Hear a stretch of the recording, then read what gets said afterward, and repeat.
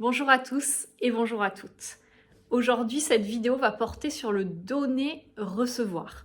Le donner-recevoir, c'est vraiment quelque chose que j'ai expérimenté, bien évidemment, depuis toujours, en fait, dans ma vie, sans forcément en avoir conscience, en le faisant naturellement. Et un jour, j'ai fini par découvrir que ce donner-recevoir était une des lois spirituelles de l'univers et notamment décrite, cette loi, par Deepak Chopra. Moi, c'est vraiment avec ses travaux et avec ce qu'il a pu écrire que j'ai découvert cette loi spirituelle de l'univers. Alors, à partir du moment où j'ai commencé à découvrir cette loi, ça a été comme une révélation pour moi. Et j'ai pu alors comprendre pourquoi, dans ma vie, à des moments donnés, je m'étais sentie en déséquilibre. Je m'étais sentie dans des situations qui ne me convenaient pas, dans lesquelles il se passait quelque chose qui me mettait mal à l'aise ou qui venait m'étouffer ou qui venait me faire sentir dans une posture où il y avait un trop ou un pas assez. Voilà, et donc du coup vraiment en découvrant cette loi, j'ai pu mettre du sens à ce que je vivais et peu à peu commencer à redécouvrir ce que c'était que le donner et le recevoir et ce qui était nécessaire à avoir une vie harmonieuse, équilibrée, saine et qui permette en fait que les choses se passent naturellement et avec fluidité. Donc, pour décrire les choses avec ce que j'en ai compris aujourd'hui, moi j'ai vraiment envie de parler de cette prise de conscience que j'ai pu avoir de se donner et de se recevoir en lien avec l'énergie yin et l'énergie yang. Donc l'énergie yin, c'est vraiment cette énergie du féminin. C'est cette part féminine que nous avons tous en nous. Ce n'est pas parce que nous sommes une femme qu'on a cette énergie yin, c'est vraiment parce que on a cette part de nous, cette, on va dire, polarité en nous. Et l'énergie yang, c'est cette part masculine, cette part du coup qui va être associée à ce principe masculin et pareil que on va avoir en soi même si on est une femme. L'énergie yin et l'énergie yang, c'est vraiment ce qui va faire que la matière va pouvoir exister. S'il n'y avait pas l'un, l'autre ne pourrait pas être là. Et du coup, c'est vraiment parce que les deux existent qu'il peut y avoir une matérialisation de quelque chose qui se passe. Dans cette énergie yin, en fait, on est vraiment en lien avec ce principe féminin. Ce principe féminin et aussi tout ce côté du coup du vase, du réceptacle, de ce qui va recevoir, de ce qui va accueillir, comme accueillir la vie en fait. Et donc du coup, on est vraiment dans ce recevoir. Dans l'énergie yang, on va être sur quelque chose qui est très du coup en mouvement, qui bouge, qui est en lien avec la chaleur, qui est en lien avec l'extériorisation, avec la propension. On est dans quelque chose du coup qui est beaucoup plus rapide, dynamique et c'est vraiment en lien avec l'énergie alors que le yin c'est en lien avec la matière, avec tout ce qui va être nourricier, tout ce qui va être substance. Voilà, et donc cette énergie yang, du coup, elle est vraiment en lien avec ce donner. Donc c'est quand même très intéressant d'observer ça, d'observer ce yin, ce yang, ce féminin, ce masculin, et de se rendre compte qu'en tout cas moi, dans mon cas, pendant de très longues années, j'ai passé mon temps du coup à donner. J'ai passé mon temps à être dans cette énergie tournée vers l'extérieur, en sachant que c'est une énergie yang et donc que je suis quand même une femme, donc j'ai cette matérialisation de ce yin qui est censé s'exprimer quand même, se matérialiser plus que cette énergie yang. Donc en fait, moi j'étais vraiment pendant de longues années complètement dirigée, menée par du yang, alors que ma nature est d'avoir cette énergie yin, cette énergie de l'ancrage, cette énergie du féminin. Du coup, par rapport à ça, il va y avoir certaines compétences, certaines qualités d'être qui vont être en lien avec le yin et qui vont être en lien avec le yang. J'entends par exemple le fait de parler, parler, parler. Parler, ça sort, ça extériorise. Donc on est vraiment dans quelque chose de yang. Alors que écouter, on est dans du recevoir. J'entends les mots et je les reçois. Et ils viennent à l'intérieur faire quelque chose. Et du coup, pareil, quand on va être une personne, une femme, et qu'on va passer son temps à parler, parler, parler, en fait, on va surinvestir se donner. Mais est-ce que on prend vraiment le temps en retour d'écouter et donc d'être dans son principe féminin? Donc ça, c'est quelque chose déjà que j'avais envie de poser parce que ça me semblait vraiment important de le dire. Je connais tellement de femmes autour de moi qui, ou en tout cas peut-être il y a quelques années, parce qu'on attire quand même vraiment ce que l'on est, ce que on vibre. Donc du coup, vu que j'ai commencé aussi moi à me reconnecter à plus de féminin en moi, plus de yin en moi, peut-être que peu à peu les personnes qui m'entourent vont aussi vers plus de yin et plus de féminin. Mais en tout cas, pendant de longues années, j'étais entourée de toutes ces femmes qui sont actives, très actives, qui sont tout le temps en train de faire, tout le temps en train d'agir, tout le temps en train de parler, de s'exprimer, de prendre les choses en main et de déplacer des montagnes.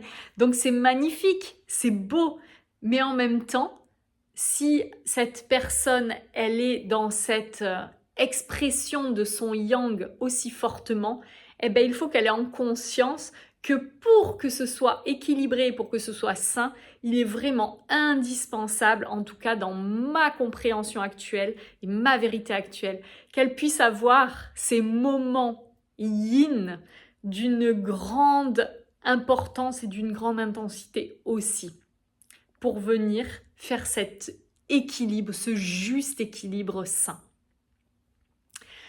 Par rapport aux données et au recevoir, c'est vraiment cette notion d'équilibre, certes, mais cette notion d'équilibre, je voudrais revenir dessus. Parce qu'en fait, le yin-yang, c'est un principe qui est complètement équilibré. C'est-à-dire que c'est comme si on prend le rapport 100%.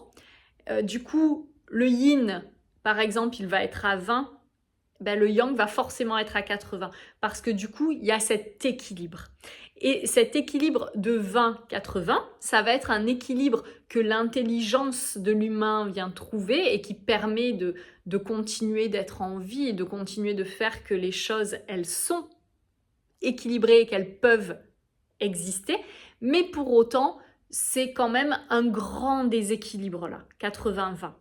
Alors que en fait, le but, c'est quand même pour être dans quelque chose de plutôt sain et dans un équilibre juste, c'est de tendre vers cet équilibre où en fait les deux, yin-yang, vont être à 50-50, à peu près. Après, est-ce que vraiment 50-50 c'est possible ?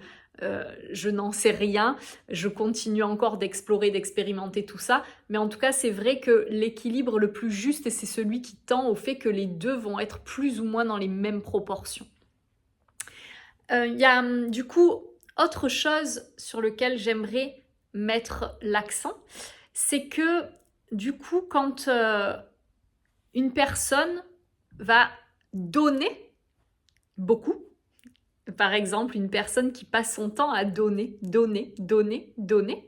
ben du coup, ça veut dire que si on prend ce rapport de 100%, si cette personne donne à 80%, ça veut dire qu'il ne reste plus que 20% pour qu'elle reçoive. Et donc, si elle donne à 80% dans un échange, ça veut dire que par rapport à l'autre, ben, il ne va rester plus que 20% à l'autre pour que cette personne donne. Donc, voilà, en fait, il y a vraiment cet équilibre de je donne sur un rapport jusqu'à 100%, ben, du coup, si j'ai donné à 80%, l'autre avec qui je suis en liaison, en relation, va pouvoir donner uniquement à 80% parce qu'en fait, ça ne peut pas aller au-delà. Et avec moi-même, du coup, là, c'est l'équilibre entre le donner et le recevoir. Du coup, ben, si je donne à 80, en fait, il ne reste plus que 20 pour que je reçoive. Du coup, c'est très, très intéressant de regarder les choses comme ça parce que tellement de fois, j'ai pu le verbaliser et tellement de fois, je l'entends autour de moi. Ce genre de phrase où ça va être « Oui, mais moi, tout ce que je fais, tout ce que je donne, je suis tout le temps en train de donner, je suis tout le temps en train de faire pour toi, etc. Mais en retour, il n'y a rien en retour. » Ok, c'est un fait, c'est une réalité. Mais du coup, maintenant, soit on peut vivre ça en le subissant et en se disant que je suis une victime et que l'autre est un méchant et que du coup, il ne fait rien pour me combler, pour me faire plaisir, alors que moi, je fais pour lui. Ou maintenant, je peux reprendre mon pouvoir et là, je peux me dire, ok, j'ai la sensation que je ne reçois rien et que je donne beaucoup plus que l'autre. Et moi, du coup, dans cet échange, j'en suis où au niveau de mon pourcentage où je donne? Est-ce que quand je suis en lien avec l'autre, mon pourcentage de donner est vraiment autour de 50% ou est-ce que en fait je donne beaucoup plus que 50%? Et dans ce cas-là, si je donne beaucoup plus que 50%, en fait je ne peux m'en prendre qu'à moi de ne pas recevoir, c'est juste que je ne laisse pas cet espace pour recevoir et que je ne laisse pas aussi à l'autre la place de donner. Voilà, donc ça c'est vraiment une compréhension qui, moi, a été une évidence quand je l'ai entendue et ça m'a encore une fois permis de faire relâcher un peu le soufflet, ce soufflet où on est là en lutte à avoir besoin que l'autre nous donne parce que nous on lui a donné, on a envie d'en recevoir autant. Et en fait, c'est une lutte constante à vouloir toujours être reconnu dans ce que l'on donne, dans ce que l'on fait. Mais si on part en regardant ce mécanisme-là d'une autre manière et qu'on se dit, attends, là du coup, voilà, moi je lui ai donné, ok, mais du coup c'était équilibré ou pas? Et si ce n'est pas équilibré, j'ai cette capacité de me réajuster. Si je me rends compte que je donne trop, j'ai cette capacité de revenir un peu en arrière, de me limiter un petit peu pour revenir dans quelque chose de juste. Et ce quelque chose de juste va être très juste aussi pour moi. Parce que si je donne à 80%, si à 80% je suis tournée vers l'extérieur, ça veut probablement dire aussi que je ne me donne pas assez à moi, que je ne suis pas là à penser à moi. Et ça, c'est vraiment une image aussi que j'ai toujours aimée. C'est que quand il va y avoir... je l'avais découverte cette image en faisant les premiers secours. Quand il y a un accident ou quand il va y avoir, par exemple, un crash d'avion, du coup, la première personne à qui il faut donner le masque pour qu'elle puisse continuer de vivre, c'est à soi-même. Parce que si je ne le fais pas pour moi, ensuite je ne pourrai pas aider les autres, je ne serai plus là. Mais donc voilà, dans cet élan du donner, c'est tellement important de venir regarder est-ce que d'abord j'ai pris le temps de me donner à moi. Et si je me suis donné à moi, je peux ensuite donner aux autres. Et plus j'aurai pris le temps de me donner à moi, toujours en restant dans cet équilibre, ni trop plein, ni pas assez, du coup, je vais pouvoir donner à l'autre sans sans m'enlever quelque chose à moi. Et ça, c'est hyper important parce que ça va permettre d'atteindre cet état où je vais pouvoir donner sans attendre. Là-dessus, je tiens à mettre certaines précisions parce que souvent, il va y avoir cette capacité que l'on a à donner parce qu'en fait, donner, moi, je trouve ça vraiment plus simple que de recevoir. Alors ça m'appartient, c'est par rapport à ce que je suis, à mon histoire. Mais du coup, bien souvent, quand on va donner, si on donne, mais en n'ayant pas pris le temps de se donner en amont, on va donner avec cette attente de ce que l'autre va nous donner en retour. C'est-à-dire qu'on donne, non pas uniquement parce que c'est par waouh, amour que je donne, mais non, c'est parce que en donnant, je vais pouvoir exister dans les yeux de l'autre. L'autre va pouvoir me trouver génial. L'autre va pouvoir trouver que je suis une magnifique personne. L'autre va du coup me trouver indispensable, avoir besoin de moi. Et en fait, de cette manière, j'en viens à exister. Et du coup, dans cette manière-là de donner, il y a quelque chose qui manque de justesse, qui manque de clarté, qui manque de pureté, j'ai envie de dire. Parce que c'est un don qui va avoir un besoin en retour.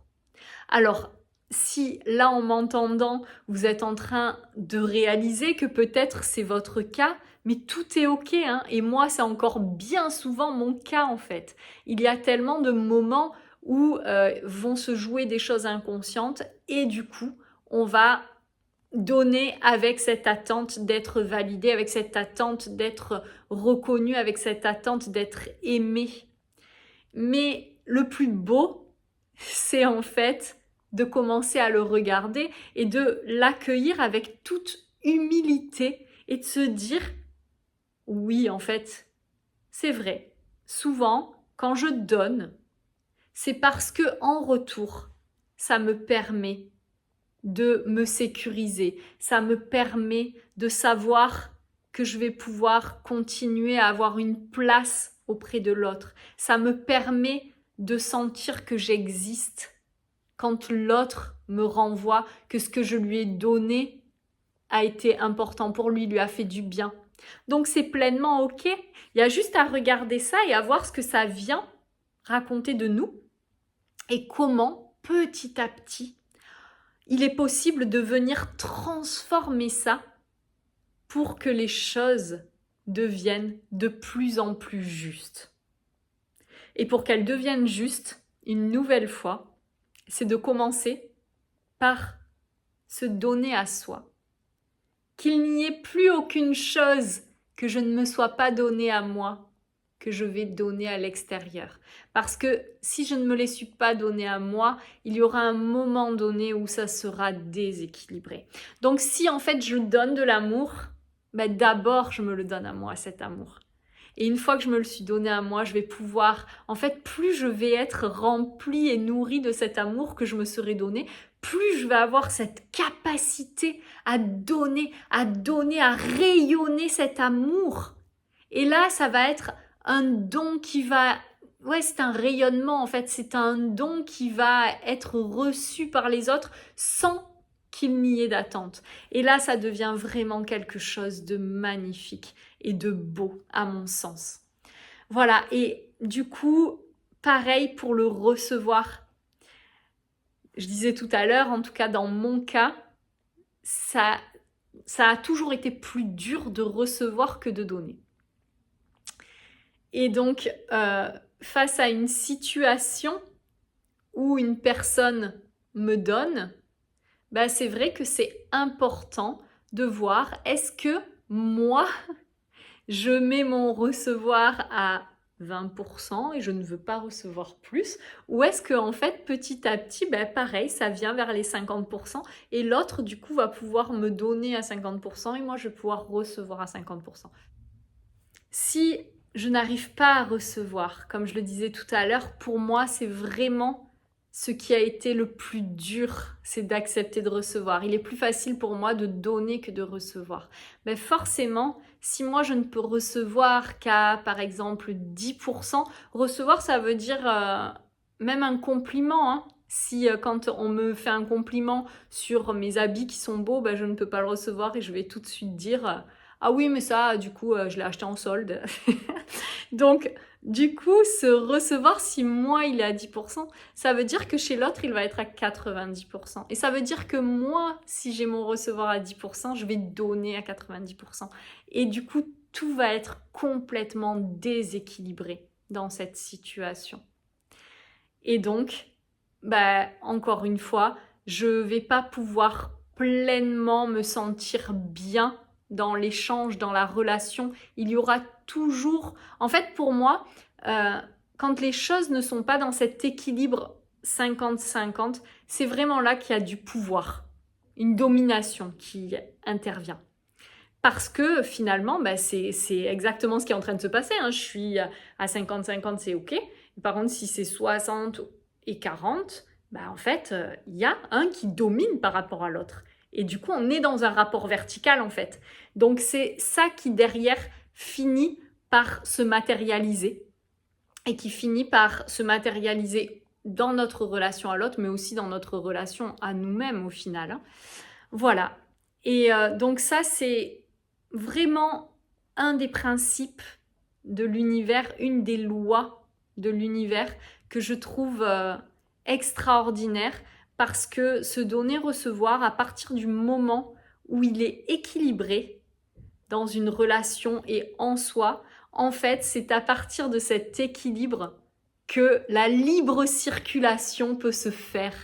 Et plus ensuite ça va être équilibré, plus moi j'ai la capacité d'être à la fois dans mon donner et à la fois dans mon recevoir, plus derrière je vais pouvoir donner,